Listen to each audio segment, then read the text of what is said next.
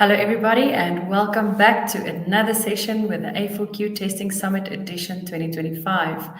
I'm excited to be here with Elena Treshcheva, a passionate advocate for quality, innovation, and continuous learning in software testing. In this presentation, Elena will be discussing AI testing explainability, enhancing AI for testing with AI for mapping. Before I hand over to you, Elena, I just want to remind everybody that we will have a Q&A session at the end of this presentation. So pop your questions into the chat and then Elena can address them and discuss them in more detail. We also have our Best Presentation and Best Speaker Award. So go to the testingsummit.com website and submit your nominations for this presentation. Well, with that said, I'm not going to keep up everybody any longer. Elena, I would like to give over to you. We are very eager to hear what you have to say. Yeah, hello. First of all, thank you so much for having me. Thank you for the introduction. My name is Elena Treshcheva, and I am a program manager at ExactPro. Indeed, let's see what I'm planning to share with you all today. So first of all, I'll make an introduction to the company I represent, as well as to the topic of our today's discussion. Then I will outline some of the AI testing aspects that are crucial for understanding the challenge of requirements traceability and test library explainability. And then I will share our vision on how the two are connected. And as a conclusion, I will try to frame it all as a set of takeaways. Okay, as I mentioned, I work at ExactPro. We are an independent provider of AI-driven software testing services for the financial industry sector. Our core service is using our model-based test automation framework to test complex financial technology platforms. And on top of that, we also provide our expertise in software testing to evaluate an enterprise test strategy and processes from AI testing perspective. What I am going to cover today is better to be started with the concept of software quality and how it is connected to the ever-pressing need for innovation. So with more available data and growing computational capabilities, we all see a rapid increase in the innovation pace across multiple sectors. So we work in financial technology sector, but it's not the only one, of course, but this one is not an exception, of course. So while we see the firms are enhancing their technology, and at the same time, they strive to preserve the value of their technology, of course. And by preserving value, I mean they want to avoid all the risks that is associated with the technology transformations. And the value delivered by the innovation can be viewed as measured across three dimensions: quality, cost, and speed. So, and of course, when we innovate, when we provide our software testing service, we need to take all of those three dimensions into account. Present-day systems that we are tackling are extremely complex, and this growing complexity is reflected in the structure and the way those systems operate. No matter whether those systems are AI or non-AI based, they are highly non-deterministic in their behavior due to combination of multiple conditions at play. Like, to name a few examples, you can see them on the slide. So it can be like some, almost infinite combinations, permutations of the data points, complex interaction between different systems like upstream, downstream systems. It also can be the multitude interoperability of multiple protocols, APIs, and all of that, of course, can be further exacerbated by environment conditions, as well as, of course, by human users' behavior. Here on this slide, for example, there's a high-level diagram of a financial technology platform. To be precise, it's a schema of a trading platform in a stock exchange. So usually mission-critical platforms are built in a way to avoid some like having a single point of failure. But even in the approaches, like with most thorough testing, right, there can be multiple minor flaws at every layer of the system defense, and like this. Sometimes those layers can be aligned in such a way so that there is a probability of a failure, and this can be illustrated by the Swiss cheese model that is referenced on the right side of this slide. So, speaking about the 3 dimensions of the value that can be delivered by the software, it is important to make sure that our enhanced software platforms continue to deliver value. And defects, software defects, is something that tends to decrease this value for the stakeholders, of course. So quality strategy should be built in such a way so that it targets the defects, the potential source, or decreasing the value from multiple standpoints. But how do we even tackle this level of complexity, right? So this is one side of the question. Another one is that we provide software testing service, and we also are in this race of innovation. And also we should ask ourselves, like from the perspective of our testing approach, like how do we perform it faster? How do we perform it cheaper and more efficient? And of course, one may say that the evident answer to that question would be through automation, of course. So software testing is a process of empirical technical exploration of the system under test with the intent of finding and describing defects. And defects, as I mentioned, is something that decreases the value of software system. The task of software testing consists of several steps.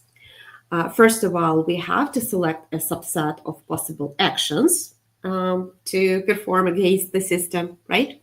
Then we execute this set of the actions, and after that, we observe the outcome, we interpret the outcome, and if needed, we readjust and repeat the whole process. With modern approaches to CI/CD, for example, it is easy to minimize human involvement in some parts, namely in the part that is connected to test execution, and automating more higher level cognitive functions such as test idea generation or test result interpretation. It's of course something that we consider to be much less straightforward task. But of course, with the new technologies on the rise, we are trying to solve this challenge by adopting various model-based and data processing techniques on different steps of the software testing cycle. And when we do automate different software testing tasks, every step of the way, it's inevitable that the resulting approach should rival the system under test in its complexity. So that last sentence was said not to prepare you not to be scared by this slide. So again, this is a very high level overview of how we at ExacPro view a test approach that we consider suitable for testing sophisticated financial technology platforms. And the solution that I will be talking about today, it is something that we are trying to build on top of this approach, of this current approach that is depicted on this slide. So what is shown here is a model-based software testing framework that is centered around the test data. And it is something that uses a set of machine learning techniques on different stages of the software testing lifecycle. So to frame it into like a more structured view, here's a set of those steps. So you can see that we start our journey from test basis analysis, where we extract important conditions, important points. Then we prepare an input data set. We enhance this data set. We enrich this data set with the help of the model, which helps us iterate through multiple data permutations and target all the edge cases, all the difficult combinations that we cannot approach manually. So this is it. And then once we have everything, we run that through our tool, and we inject the resulting input data sets into the system under test. Then we deal with some outcomes. So then we deal with some test execution data, and we try to interpret it again with the help of our model, with the help of some additional scripts. Based on what we receive, based on what we see, we refine the model. And of course, the whole exercise is a continuous cycle targeted at test reinforcement, learning, fine-tuning, and like repeating the whole life cycle. So this is this circle diagram on the slide represents the continuous nature of this work, like the iterative nature of this work. So let's take a look at what is actually so special about this approach. So these steps, okay, this is quite a complex approach, as you can see. But here I wanted to outline 3 points that make this approach really effective, and what I consider like that it is the main thing that makes it really work as effectively as it does today. So a very important architectural decision of the approach is that we separate the 3 key elements of the test automation process. Of course, when we speak about test automation, it's inevitable, like nowadays, it's inevitable that we are speaking about using some test automation tooling.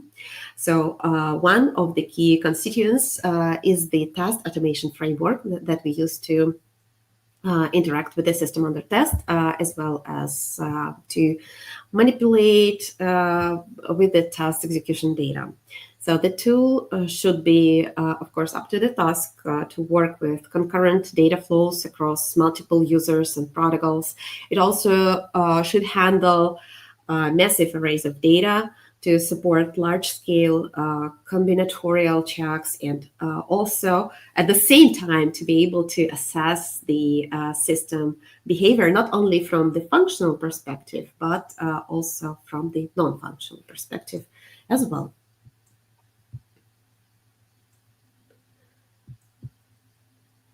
The second big element of the approach is the model, which we usually explain through the concept of a digital twin of the system under test.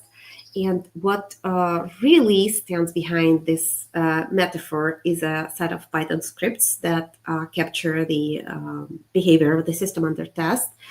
So one can say that it is actually the functional logic of the system flows, some rule-based scenarios, some rule-based logic, some other crucial things that we can observe in our system under test, right? But in the software testing cycle,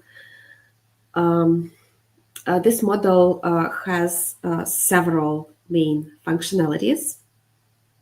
So, as I said, the model represents, it captures the logic behind main functionalities like rules, conditions, state transitions. And on top of that, the model captures the protocol specifics of messaging, of the messaging that de facto reflects those rules, like on the API interaction level. So that's actually what is being sent from system to system, right? So this is how it is represented in real life. So, and the model is crucial at the stages of automated test generation, because the model iterates through all the through the multiple possible combinations of the data points. And also it is crucial at the stage when we can enrich our input data set with some expected outcomes, right? So when we are talking like thousands of scenarios, it's impossible like to describe each and every output manually. So we have the model do that instead of us. So this enrichment is really a crucial step of the overall process.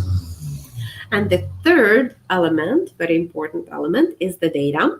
The main principle here is to store the data, the test execution data, separately from the message injection modules, as well as from the model itself. The simpler the format, the better. This is important for our data-driven approach, as we can access the original data, the original test execution data. And it is important that we are able to evaluate and re-evaluate what we see in the data again and again.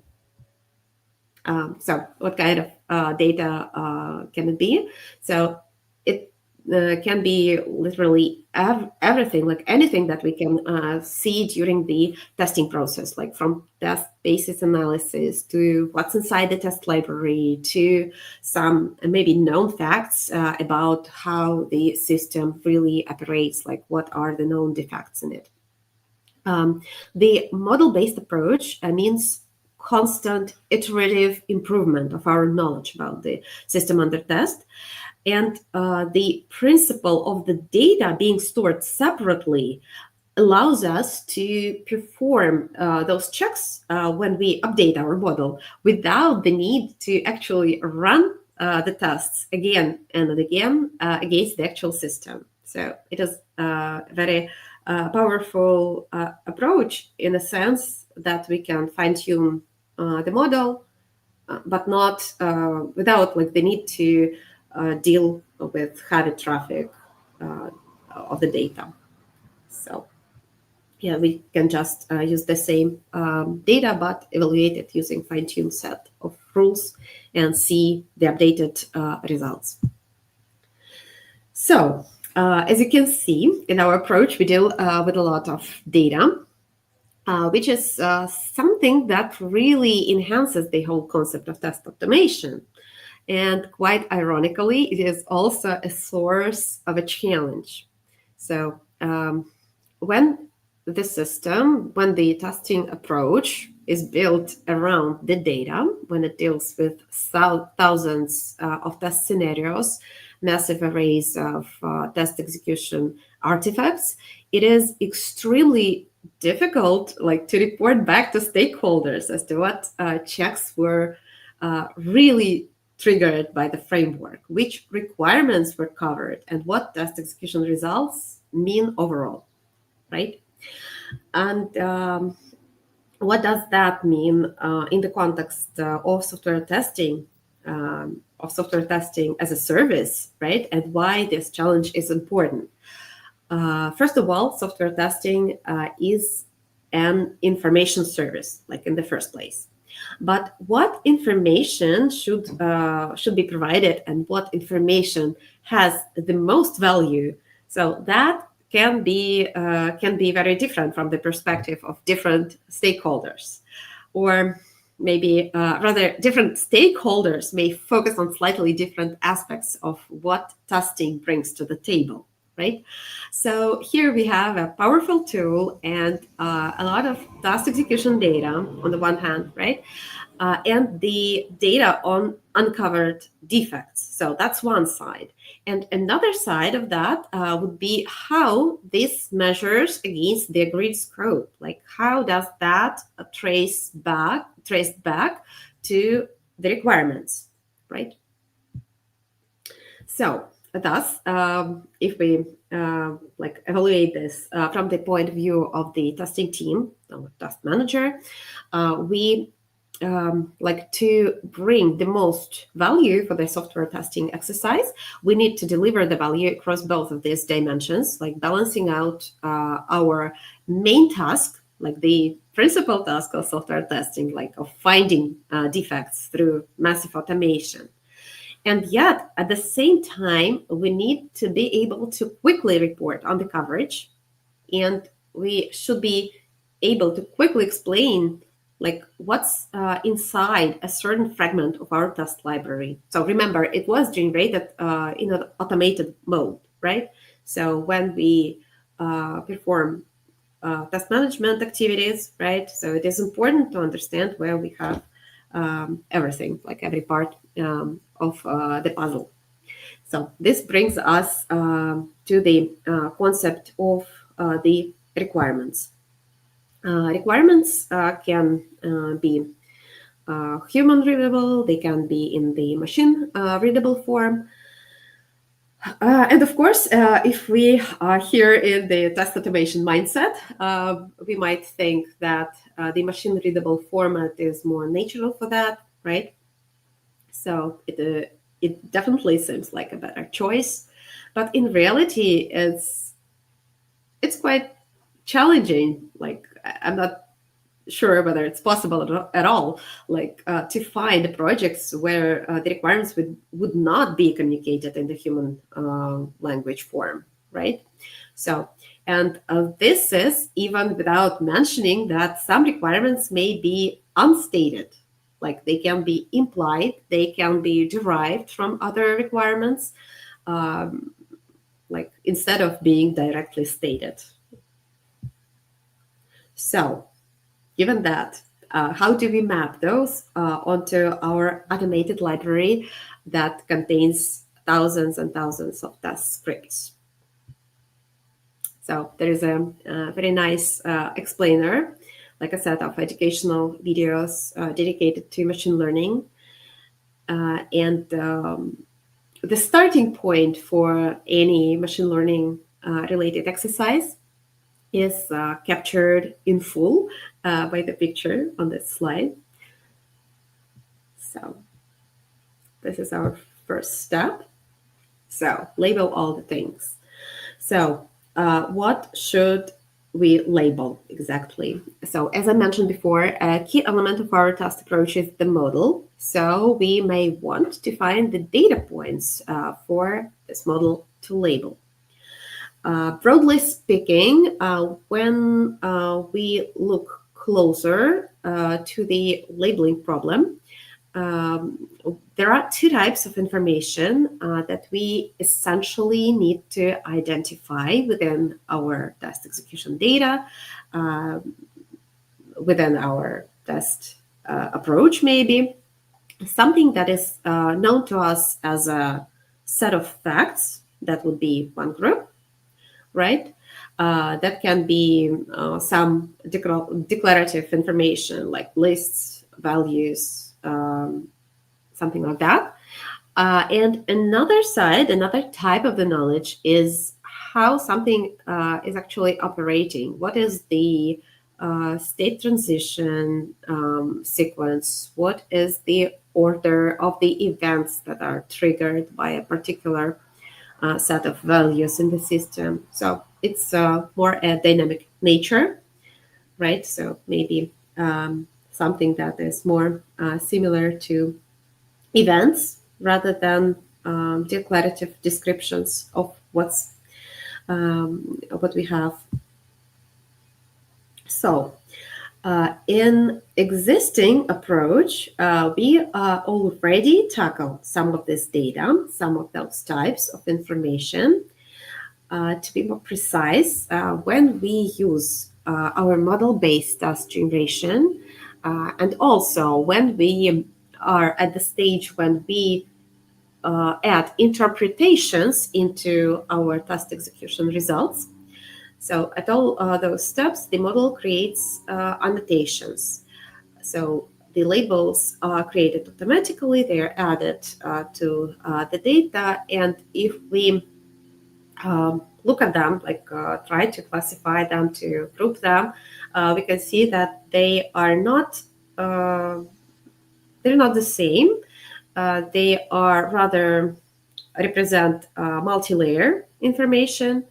So again, this is something that we do already, and we can see that this information can be of the first type, right? A more declarative type, like we can mention action parameters. We can label the area of the testing that is triggered by the test case. We can label the component of the system. Of course, a very important thing is to label the interface, because it is like the message structures vary from protocol to protocol. So the exact values, exact names of the fields will be different for different protocols. So this is also something that we need to label, right? On the other hand, there are some dynamic aspects of how the system under test operates, and what we were able to capture from this dynamic event, like as a sequence of events.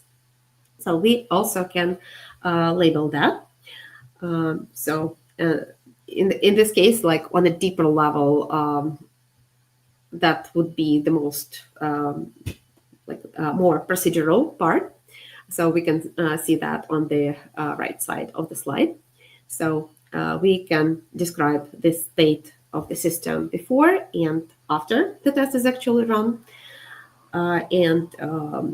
If we continue with the examples that I provided earlier, the example around the trading platform, that would be, for example, the state of the order book in an exchange. So meaning that it is a state of the exchange before we send an order and after we send an order, for example. So the model also adds labels to mark some parts of its own code that were triggered by a particular test case. So this is also some way to add a dynamic aspect to that. And on top of that, you can see those parts in gray. So why they are in gray? So they are not directly represented in the approach as annotations. Yet those two parts, they are something that that is related to these two types of information, right? So first of all, we have it like ingrained in our testing tools, that we have tool codecs, we have tool dictionaries, which basically is a machine readable specification that we have inside our tool. So some declarative information is already present in the tool. And at the same time, when the tool executes the tests and captures test execution data, it also stores the logs, the log files. So this is some dynamic data aspect that is recorded from the system under test. And also, there are some trace files that connect the observed information to the tests, to the actual test scripts that triggered these events that are captured in the logs. So again, this is an existing approach, and this is crucial for understanding of our next step. And what we have as a next step, it is a transition from what we have, and what we have is on the left side of the slide, to something else, right? So our further deeper step would be to create a solution that would build upon this labeling approach, to use annotations for mapping test artifacts to human readable requirements and human readable specification documents. So this is our vision. When we started to evaluate the task and select the approach for this next step, it was only natural for us to look at some established techniques in the natural language processing domain, and as many nowadays do, to evaluate the applicability of large language models to our case. Both have their upsides and downsides. So our current vision is to try and go with a hybrid approach and benefit from either of them. Why? Just because effectively we are dealing here with very different data.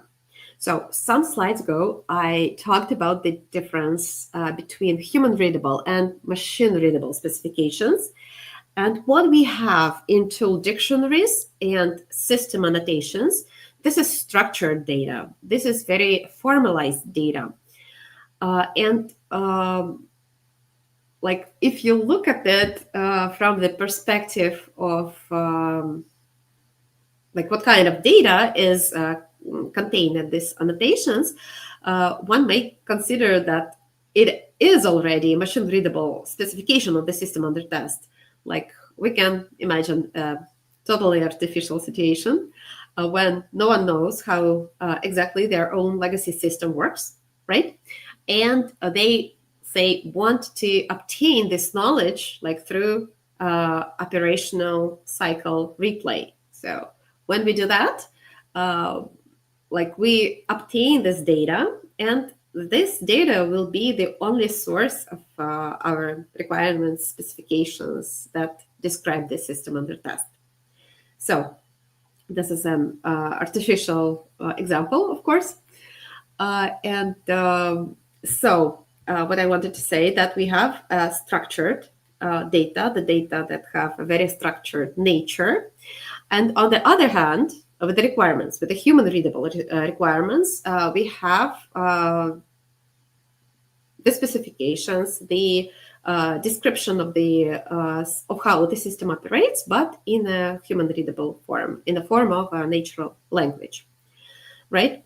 So thus we need to use some approach. So most commonly it is considered to be effective to use large language models to transform human readable requirements into the data points. So, and we also see potential in using likelihood prompts to compare the vectorized representations with the underlying data. This vectorized representation comparison, this is something that is that comes from more established approaches of when established machine learning algorithms, like something that has been around for quite some time. So this is how we decided to combine the two and go with a hybrid approach. So, and in our case, it boils down to the labels and formal descriptions are, in their turn, are closer to the formalized descriptions. Yeah. So we, in our approach, we try to marry the two representations. Okay. while addressing the problem of mapping the requirements to the software testing artifacts, we've gone through the following reasoning steps. So first of all, we acknowledge the complexity of the present-day software technology platforms. And we agreed that to tackle those platforms effectively, we need an equally sophisticated tool. Also, when we tackle testing on such a large scale, so most probably that would be model-based approach. Why? Because when we have thousands of test scenarios, it is pretty easy to generate lots of the data permutations, data points. But we also, in this case, we need to take care of all the outcomes, all the expected outputs that we expect to receive back from the system under test. So, and this is really hard to tackle without modeling approach. Next takeaway, next part of our train of thought would be that the test data is really crucial and it should be treated as a data set. And most preferably, this data set should be processed and it should exist in an isolated form. So it can be separated from the execution part, from the modeling part, and thus it can be captured independently, so that the model can be evaluated without running the tests again and again. Next part of the discussion was about the traceability and explainability as two opposite sides of the same process of delivering the value of the informational service that we do during software testing. So, regarding traceability and explainability, it is something that we consider to be possible to achieve through extensive labeling, like our approach here, label all the things. And this labeling, like when we say label all the things, that means that all the things can be the types of information. It can be the factual data, it can be more dynamic data, and also it can be applied to different types of test artifacts. It can be applied to test cases, to data points in those test cases, and it can be applied to human-readable documentation. So this is everything I have for you today. And I think I'm ready for your questions now. Thank you. Perfect. Thank you, Elena, for this wonderful presentation. And we do have a couple of questions that our audience has sent through that they would like you to address. So let's have a look at them. What do you think is more important for a stakeholder of the system, to get an exclusive test execution information or see how it's mapped to the requirements?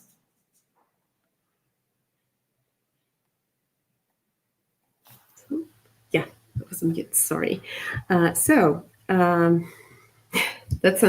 very hard question, because when we try to deliver value to our stakeholders, we have to see from their perspective, right? So the point about the traceability, about how what is the status, like what is the progress status of how we cover the requirements, that may seem as more important exercise. But from what I've seen so far, the stakeholders are also interested in learning about the dynamic status of the system as well.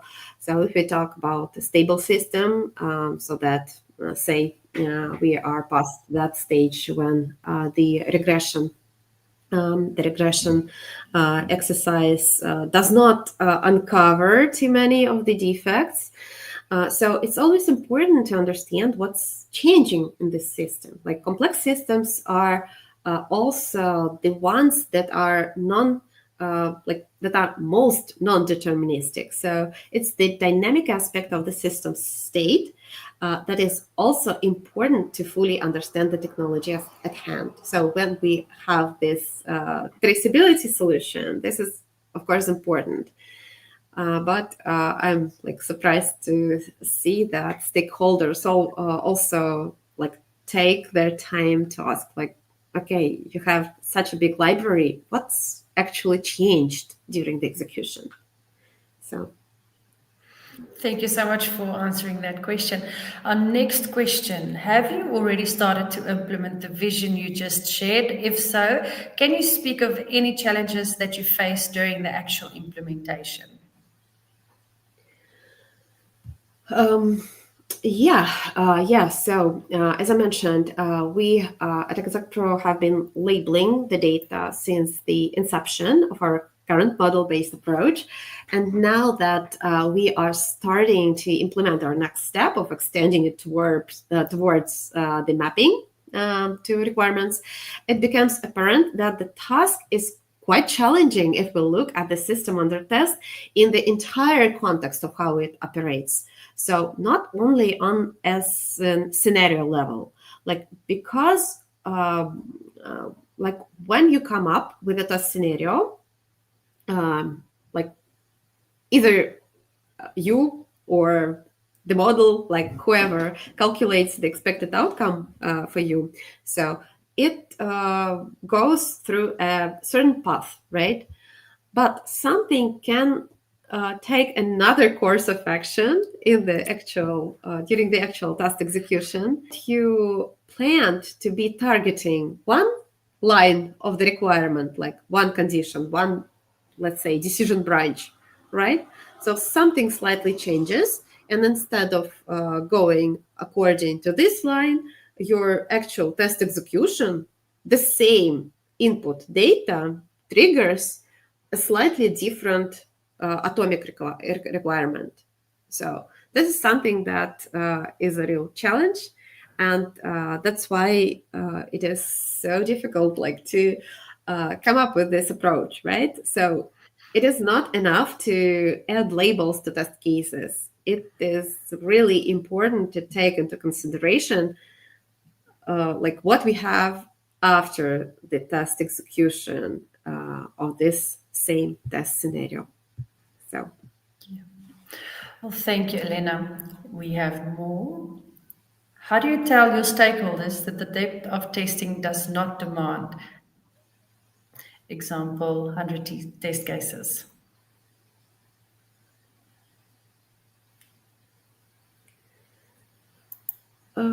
not sure I do understand the questions. The question. How do you tell your stakeholders that the depth of testing does not demand, example, 100 test cases? Does that make sense to you? If we are talking here about the complexity of the information that we communicate to the stakeholder. This is, of course, this is difficult, like to provide a full interpretation of multi-thousand test library, right? So if you aim not to exceed like a certain amount of test cases, I think this is not feasible if we want to target each and every edge case and try to see to look at the system from multiple perspectives. So instead of like reporting like on the scenario per scenario basis, we should target the more high level chunks, like the areas, the certain functionality groups, something like that. So I would say that the labeling approach can help with that. So rather than identify the certain requirement coverage, we go and we report on a certain functionality area. Perfect. Thank you. Well, we have reached the end of this session, and I want to thank you, Elena, for taking part in the A4Q Testing Summit, and everybody that's joined us this entire day. We still have a couple of streams coming your way. And just a quick reminder that we have our best speaker and best presentation award. So please visit the testingsummit.com website and submit your nominations for those awards.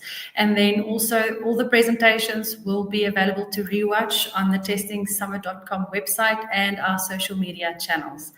So thank you very much again, Elena, and everybody. And I hope that you have a wonderful rest of your day and enjoy the rest of the streams that we have coming your way. Thank you so much. Thanks for having me. Thank you. Thank you.